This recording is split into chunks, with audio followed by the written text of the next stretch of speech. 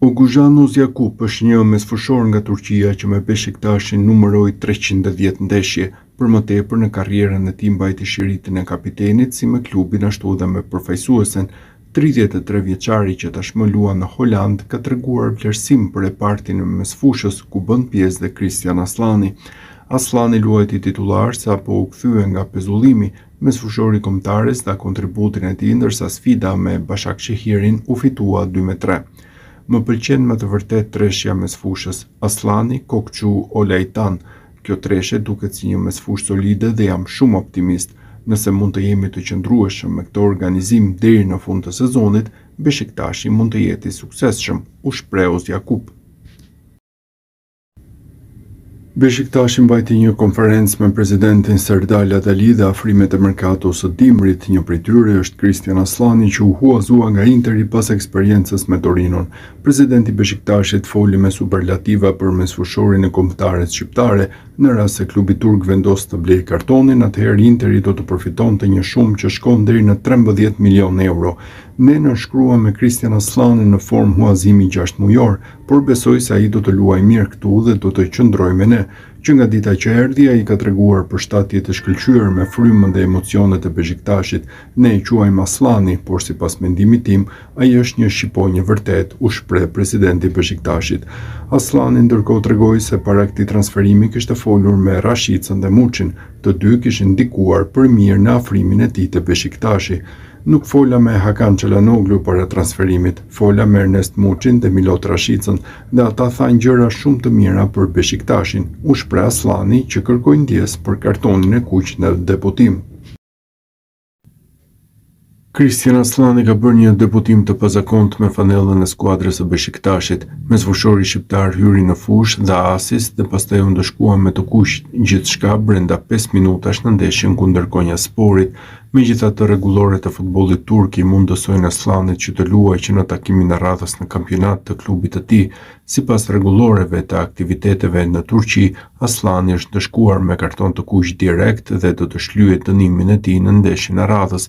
Nëse do të ishin 2 të verdhë, kuqi do të shlyejë në takimin e radhës në të njëjtin kompeticion, por kur është i kuq direkt, ai mund të shlyhet në takimin e radhës në çdo kompeticion kombëtar. Për fatin e mirë të Aslanit, ndeshja e radhës e Beşiktashit është në mesjavë në Kupën e Turqisë ndaj Kocaelisporit. Kështu ai mund të shlyejë dënimin e tij në këtë sfidë dhe në fundjavën e ardhshme në ndeshjen ndaj Alanyasporit të kthehet përsëri në fushë në sfidën e Superligës. Christian Aslani ka bërë një debutim të pazakontë me fanellën e Beşiktashit dje, teksa i aktivizuar si zëvendësues qëndroi vetëm pak minuta në fushë, fillimisht duke dhënë asist për golin e fitores 2-1 dhe më pas duke u ndëshkuar me karton të kuq. Por vendimi i gjyqtarit është kontestuar nga trajneri i Beşiktashit Sergen Yalçin, i pyetur pas ndeshjes për situatën në fjalë. Ai ka akuzuar gjyqtarët se veprojnë ndryshe me Beşiktashin dhe ndryshe me ekipet e tjera. Kur na ndodh ne është një karton i kuq, kur i ndodh kundërshtarëve është i verdhë. Të dy qendërmbrojtësit e kundërshtarëve duhet të kishin dalë me 2 karton të verdhë që në fundin e pjesës së parë. Është shumë e çuditshme që nuk u dhanë. Ata e mbyllën ndeshjen me nga 1 të verdhë secili.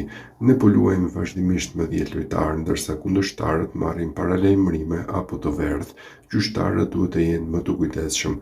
Nëse u jep atyre, na jepni dhe ne gjithashtu. Nuk duam asgjë ekstra. Ne luajmë lojën në çdo mënyrë. Kjo situatë prish ekuilibrin ton.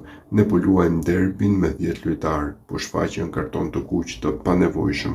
Kjo situatë nuk është as pak e mirë, tha ai pasi u pyet për kartonin e kuq të Christian Aslanit. Christian Aslani është pritur ngrohtë te Beşiktashi. Këtë e tregoi dhe episodi i djeshëm pas kartonit të kuq në debutim me vetëm 5 minuta në fushën e lojës. Tifozët e duar trokitën gjatë daljes nga fusha e blertë, ndërsa vetë Aslani kërkoi ndjes. Ky reagim unik erdhi disa minuta para fundit me rezultatin që shënonte 2-1 në favor të Beşiktashit. Aslani u huazua nga Interi për të nisur një eksperiencë të re jashtë Italisë. Përmes fushorin shqiptar ishte kartoni i parë i kuq në karrierën e tij, pasi si profesionist nuk e kishte provuar asnjëherë si ndjesi me Empolin, Interin apo Torinon. Në minutën e 82 duhet të largohej nga fusha, megjithatë shija e fitores nuk u largua nga Beşiktashi. 3 pikët ndaj Konyasporit që për më tepër erdhën me përmbysje rezultati bëjnë që kartoni i kuq të kalojë në plan të dytë të klubit turk.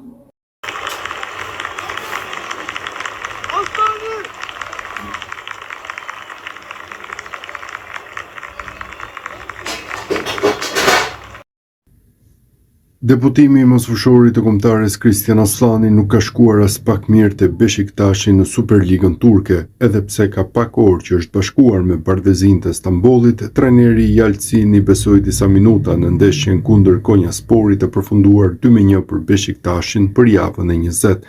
Aslani u fut në fushë në minutën e 76, ndërsa pas 6 minutash u ndëshkua me karton të kuq pas ndërhyrjes së ashpër ndaj lojtarit rival.